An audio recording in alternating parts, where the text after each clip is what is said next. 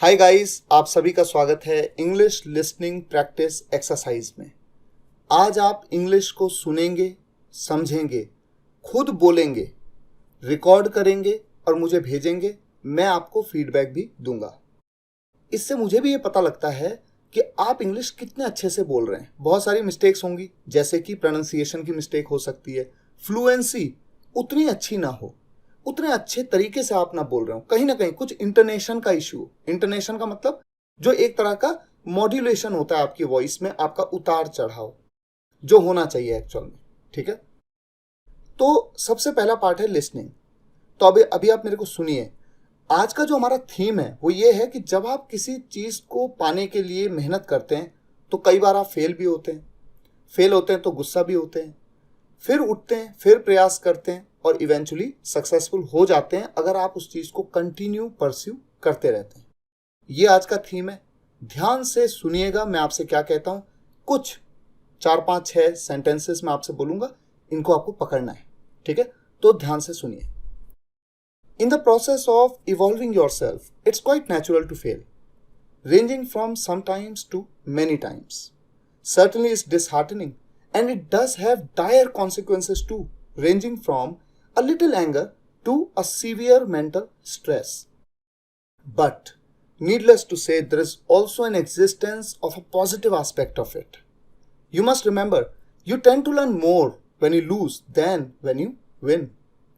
You learn several ways that you got to avoid and try a completely new direction to your path of progress.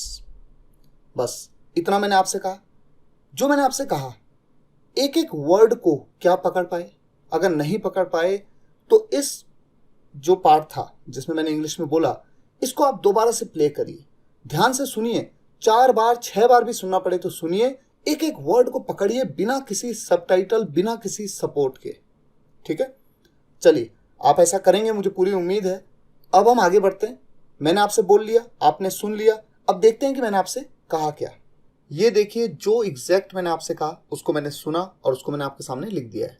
In the process of evolving your self, खुद को evolve करने की प्रक्रिया में, process में, evolve मतलब अपने आप को विकसित करना, डेवलप करना, अपने आप को इम्प्रूव करना, अपने आप को ग्रो करना। अपने आप को इवॉल्व करने के प्रोसेस में it's quite natural to fail. Quite मतलब पूरी तरह से, नेचुरल स्वाभाविक। ये पूरी तरह से स्वाभाविक है क्या फेल होते हैं। फेल होना पूरी तरह स्वाभाविक है। Ranging from sometimes to many times. ये रेंजिंग फ्रॉम कब कहते हैं, जैसे रेंज है 1 से 100 तक, तो हम कहते हैं रेंजिंग फ्रॉम 1 to 100। ठीक है, तो यहां पर मैं क्या कह रहा हूं, सम टाइम्स से लेकर के मैनी टाइम्स तक की रेंज है। यानी आप कुछ बार फेल हो सकते हैं और आप कई बार फेल हो सकते हैं, ये है इसका मतलब। ठीक है, in the process of evolving yourself is quite natural to fail, ranging from sometimes to many times. Certainly, निश्चित ही, इट्स डिसहार्टनिंग, बिल्कुल है, ये दिल तोड़ने वाला है, डिसहार्टनिंग है, हार्ट ब्रेकिंग भी कह सकते हैं, एंड और it does have dire consequences too. अब देखिए, अगर मैं डज हैव की जगह कहता it has dire consequences too, इसके हैं डायर, बहुत बुरे परिणाम। कॉन्सिक्वेंसेस मतलब परिणाम, बहुत खतरनाक, बहुत बेकार परिणाम भी हैं इसके। ठीक है, यहां पर मैंने हैज की जगह पे डज हैव कह दिया। ऐसा मैंने क्यों किया, ये बिल्कुल वैसा ही है जैसे मैं आपको थोड़ा सा एक चीज याद दिलाता हूं, यहां पर लिख देता हूं, देखिए आप याद करिएगा। जैसे मैं आपसे कहता हूं गो देयर, इसका मतलब क्या है, वहां जाइए या वहां जाओ। ठीक है, और अगर मैं आपसे कहूं डू गो देयर, इसका मतलब वहां जाइए, जोर दे रहा हूं मैं, एम्फेसाइज कर रहा हूं, बहुत जोर दे के जाइए, वहां अर्जेंट है, जाइए, डू गो देयर, पक्का जाइए। तो ये डू डज का यूज इस सेंस में होता है, जोर देने के लिए। यहां पर भी कुछ यही सेंस है। देखिए, it does have dire consequences. Simple सी बात नहीं है, आसान नहीं है, ये बहुत गहरी बात बोल रहा हूं मैं। इट डज हैव होता है, इसमें बहुत बुरे परिणाम भी होते हैं इसमें। It does have dire consequences too. फिर क्या कहा, ranging from a little anger to a severe mental stress. यहां पर भी मैंने एक रेंज दे दी कि किस हद तक इसके परिणाम पूरे होते हैं। थोड़ा बहुत गुस्सा, देखो गुस्सा होना गलत है, चाहे थोड़ा ही गुस्सा होते हैं, लेकिन गुस्सा फ्रस्ट्रेशन से गुस्सा आ रहा है, क्यों, आप फेल हो रहे हैं तो फ्रस्ट्रेशन से गुस्सा आ रहा है। तो रेंज कहां से कहां तक की बता दी मैंने आपको, थोड़ा गुस्से से लेकर a little anger to a severe, बहुत ज्यादा मेंटल स्ट्रेस, बहुत ज्यादा दिमागी तनाव होने की रेंज है। थोड़ा गुस्सा भी आ सकता है फेल होने पे, और बहुत ज्यादा मेंटल स्ट्रेस भी हो सकता है, एक तरह से काफी ज्यादा निराशा हो सकती है आपको, ठीक है। बट लेकिन नीडलेस टू से, कहने की जरूरत नहीं है, हर किसी को पता है कहने की जरूरत नहीं है, नीडलेस टू से, ये है इसका मतलब। There is also an existence, existence मतलब अस्तित्व, एक अस्तित्व फिर भी होता है। There is also an existence of a positive aspect of it, इसके सकारात्मक पहलू का भी एक अस्तित्व है, यानी इसका एक सकारात्मक पहलू भी है। क्या फेल होने से सकारात्मक क्या है, स्ट्रेस हो रहा है, एंगर है, फिर सकारात्मक क्या है वो मैं बता रहा हूं कि कहने की जरूरत नहीं है, सकारात्मक पहलू भी है इसका। यू मस्ट रिमेंबर, आपको याद रखना चाहिए, आप याद रखें इस बात को। You tend to learn more, tend मतलब टेंडेंसी, ठीक है, टेंड, टेंड एक वर्ब है, इसका मतलब होता है प्रवृत्ति होना। देखिए, you tend to learn more when you lose, जब आप हारते हैं तो आप ज्यादा सीखने की प्रवृत्ति रखते हैं। देन, बजाय, कब, तुलना में, किसकी तुलना में, व्हेन यू विन, जब आप जीतते हैं।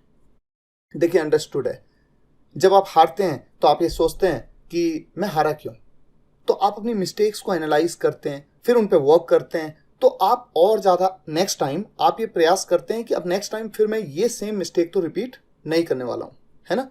लेकिन जब आप जीत जाते हैं तो आप कहते हैं सब कुछ तो अच्छा ही था, मैंने बेस्ट किया इसलिए मैं जीत गया।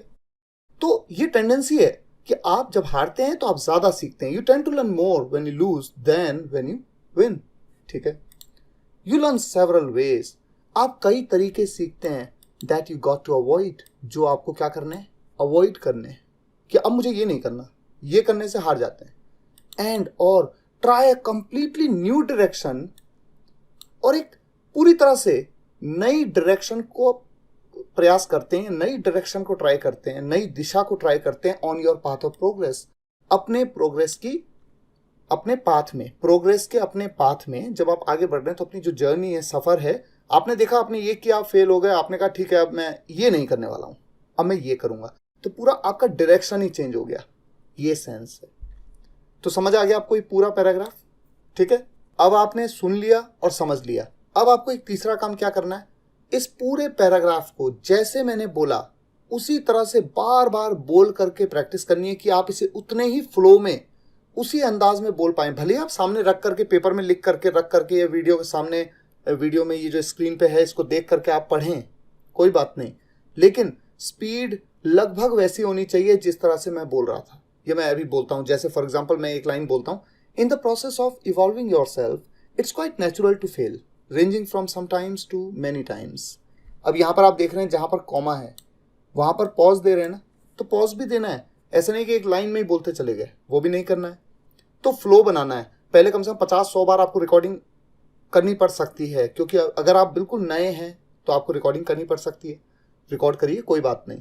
अच्छा, प्रोनाउंसिएशन में मिस्टेक मत करिए, जैसे इट्स क्वाइट, क्वाइट कहना है, क्वाइट नहीं कहना है। अब जैसे एक वर्ड है क्वाइट, QUITE, क्वाइट, ठीक है, ये ऊपर वाला वर्ड क्वाइट मतलब पूरी तरह से, और दूसरा वर्ड क्या है, QUIET, क्वाइट।